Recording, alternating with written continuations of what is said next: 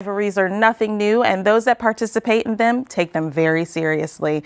The Aggie-Eagle Classic football rivalry is one that has spanned over a century, and while the battle on the field is real, the love off the field bonds them forever. Take a look at a different perspective of the Classic, one that begins with a love story. Henry came in 1949. I came in 1950. African Americans couldn't go to hotels and that thing. So Beta Kappa Chi had a party at the Magnolia House here in Greensboro Road. And I looked over at the table and there was Henry playing cards with someone, having a great time, drinking a Coke. And I said, wouldn't it be nice to have come with somebody like that? It feels like coming home. How's that? Well, A&T and North Carolina Central were and still are, what would you call it? We are competitors.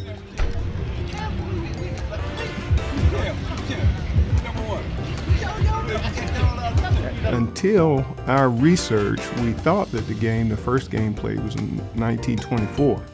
But it turns out the first game was played in 1922.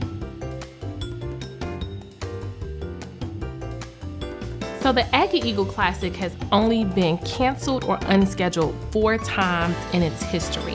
In 1929, 1943, and 1944 due to World War II, and in the pandemic in 2020.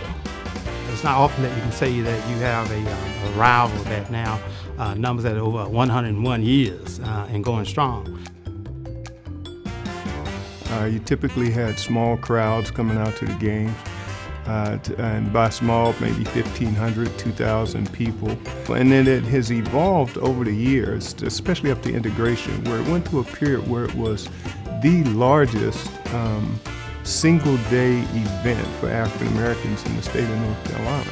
There were spaces for African Americans, and the HBCU, along with the Black Church, was one of those spaces. Actually, I was a high school student in the late 60s when I went to my very first Aggie-Eagle Classic. I have been going to the game since the 1970s. We've been to all of them.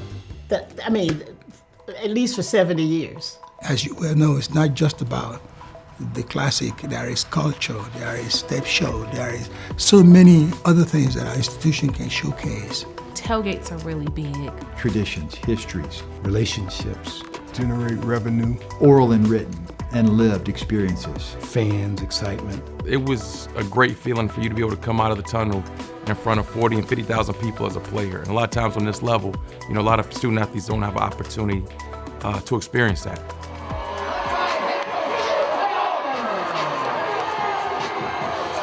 It also goes back to the Battle of the Bands.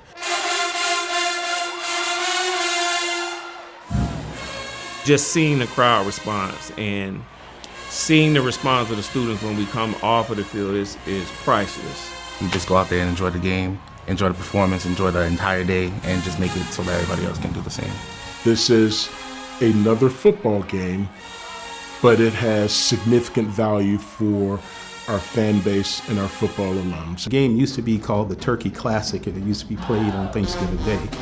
So you have people coming together for Thanksgiving dinner who are affiliated with one school or the other, but they're family. There are many more people coming than came before, because I think there are more of us appreciating higher education than when we came.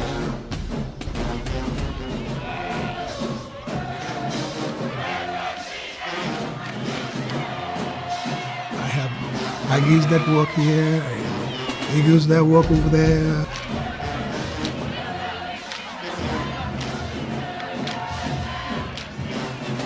If you come to a Classic, especially here, I have to say, you will see at least 6 blocks behind our neighbors with their tables out, selling water, selling Kool-Aid, selling snacks. Wherever there was a historically black college built, they created economic opportunities for those people who lived in that city and in that community.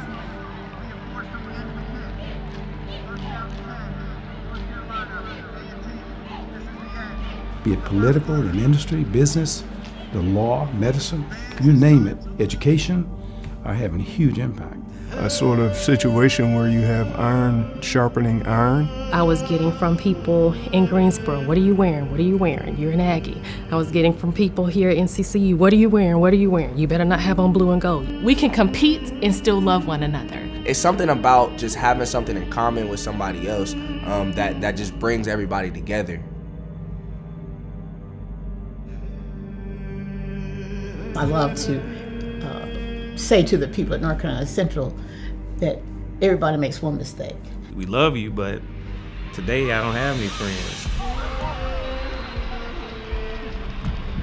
Every year, each institution wants to be tops.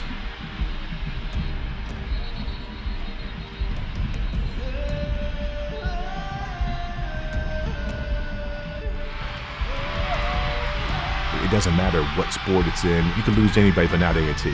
And past records didn't mean a thing. You know, sometimes you were having a bad year, but if you could just win the Aggie Eagle Classic, then you'd be forgiven for anything.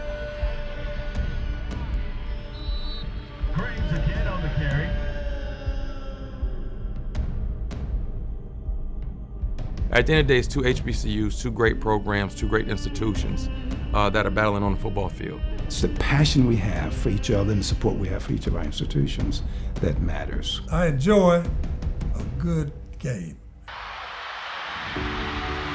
Whatever happens on that field, once it ends, we go back to being family. But it's all done with love and respect. I'm just pleased to know that the tradition with the Aggie Eagle Classic is continuing, and I hope it continues forever. Woo! How's that?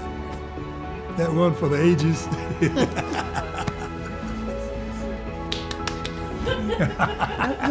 Your memory was better today than usual. I'm pleased. Oh, I didn't know that. It was. Hey, you want another interview? Such a beautiful story. HBCUs are vital institutions with a long-standing legacy of providing education, promoting diversity, and fostering leadership and excellence within society. Their continued existence and success are important for advancing equity, diversity, and educational opportunities. We hope you enjoyed this HBCU Week episode. We'd like to invite you to engage with us on Instagram using the hashtag Black Issues Forum. You can also find our full episodes on pbsnc.org/Black Issues Forum and on the PBS video app. Thank you for watching. I'm Kenya Thompson. I'll see you next time.